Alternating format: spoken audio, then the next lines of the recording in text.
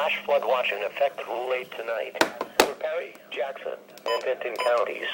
A vigorous upper-level weather system will bring more showers and thunderstorms today and tonight. With the humid air mass and saturated soils from previous rainfall, new rainfall could easily become excessive. Rainfall of 1.5 to 2 inches in less than 3 hours could cause small stream flooding. Rainfall of 1 to 1.5 inches in an hour could cause urban or other poor drainage flooding. The mostly likely time period for the heaviest rains will be this afternoon and tonight.